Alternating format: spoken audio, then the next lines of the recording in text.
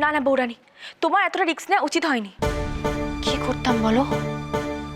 বলি ডেকেছিল বলেই তো গেছিলাম, কিন্তু ওখানে গিয়ে যা দেখলাম তারপর আর ফিরে আসা যায়? তবু তোমার যদি কিছু হয়ে যেত? তখন ওসব কিছু ভাবার মতো অবস্থাই ছিল না।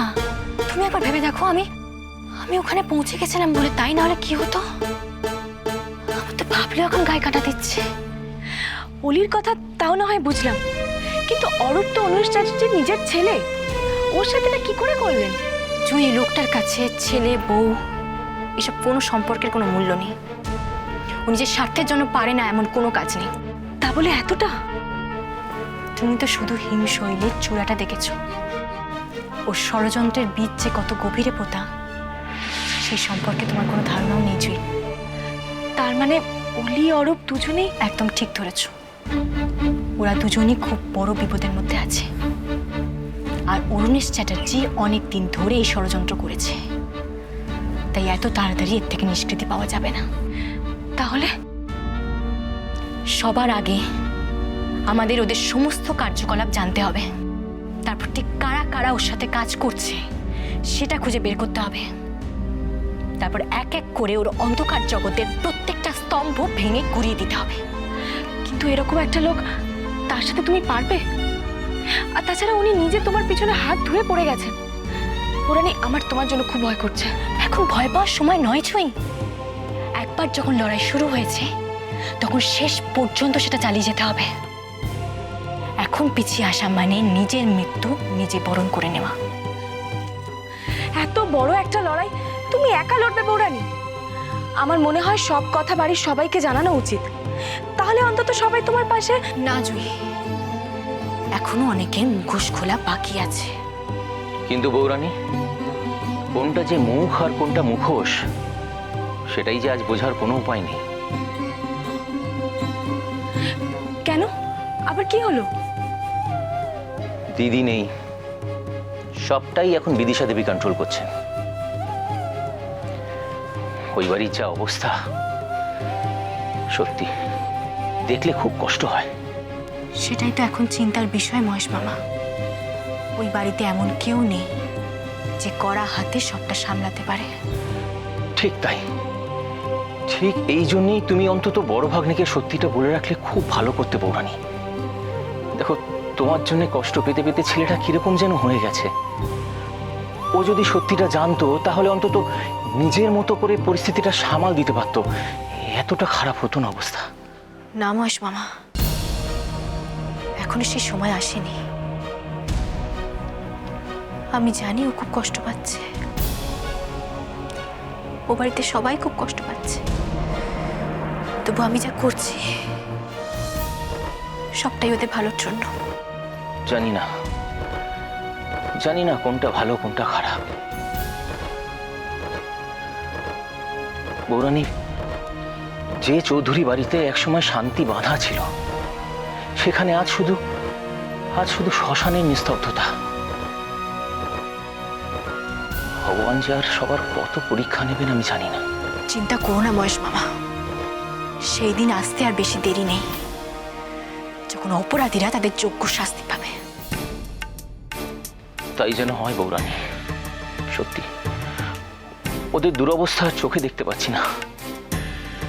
জানি মহেশ মামা, আর সেই জন্যই তো আমাকে সবার আড়ালে থেকে সত্যিটা বের করতে হবে। জয়ী হও বৌরানী, ঈশ্বর তোমার সহায় হন। তবে সবকিছুর আগে অলি অরূপের সুস্থ হয়ে ওঠাটা খুব জরুরি।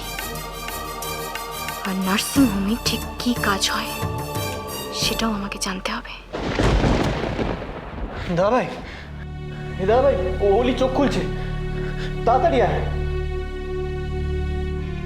ওলি, এই দেখ, এদিকে তাকা একবার। আমি দাদা ভাই এসেছি। এই দেখ, অব্র এসেছে, দেখ, শুনতে পাচ্ছিস? ওলি, অরূপ কোথায়?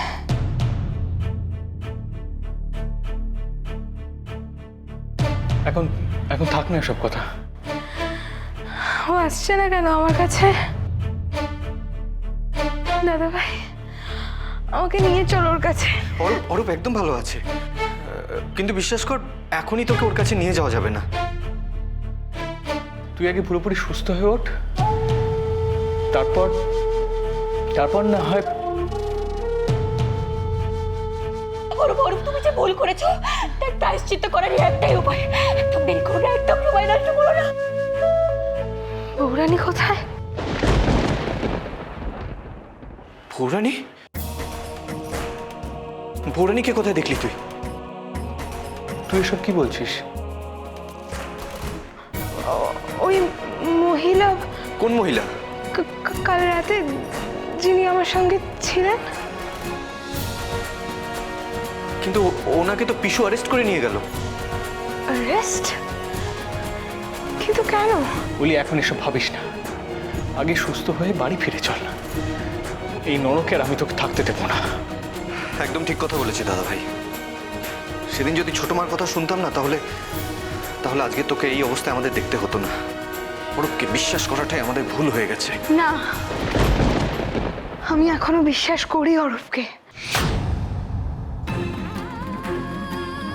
এসব কি বলছিস তুই? এখনো তুই? হ্যাঁ, আমি এখনো ওকে ভরসা করি। না, তোকে একা রেখে আর কোথাও আমরা যাব না।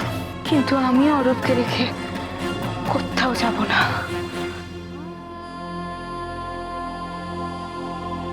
কোথায় ও?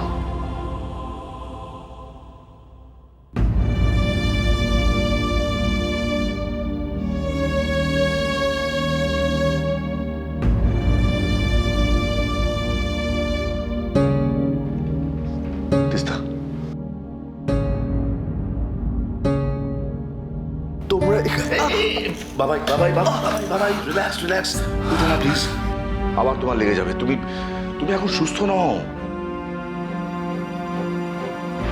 বাবাই। কাল যা যা হয়েছে সব ভুলে যাও, ভুলে যাও।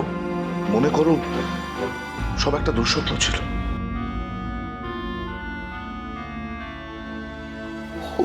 হোলি কোথায়?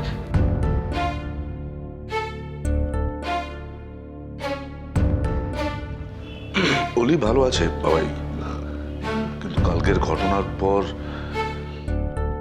বাচ্চাটা আর নেই।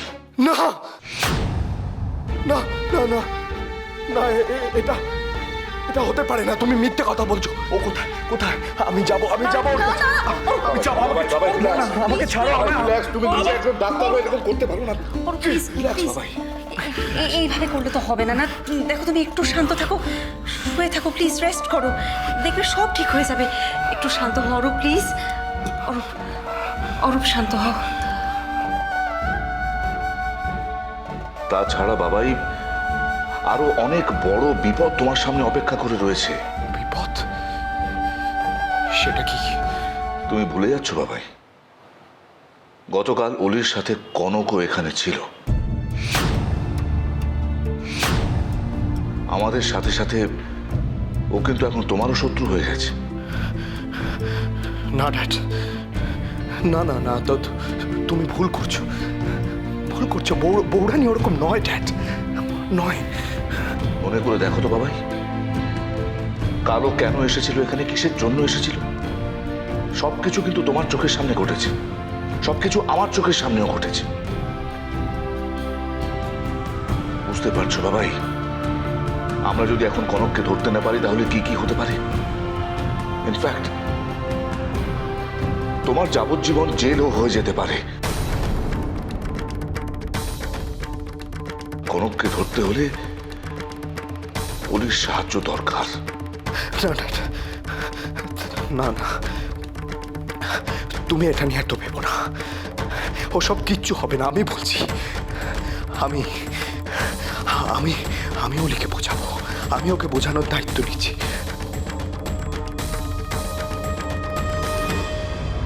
অলি আর অরূপ অসুস্থ। এই সময় ওদের আমরা এই বাড়িতে নিয়ে আসবো না? না, আসবে না। কথা নেই, বার্তা নেই, নতুন করে অশান্তি ঘরে ডেকে আনার কি দরকার তোমার? মানে কি বলতে চাইছেন কি আপনি? শোনো, আমি এই বাড়িতে কোনো অশান্তি আর চাইছি না। হ্যাঁ, আর অরুণেশ যখন চাইছে না তখন তার ছেলে বউকে নিয়ে আদিক্ষেতা করার কি দরকার? কি আবার একটা অশান্তি করে ডেকে আনা? মানে আপনি এটা বলতে চাইছেন এখন থেকে আমরা কি করব না করব সেটা অরুণেশ চ্যাটার্জির ইচ্ছা অনিচ্ছার উপর নির্ভর করবে? না, আমি সেটা বলতে চাইছি না। আমি বলতে চাইছি যে এ বাড়িতে অনেক রকম বিপদের ঘটনা ঘটিয়ে চলেছে, কিন্তু আমি চাইছি না নতুন করে কোনো বিপদ আসুক।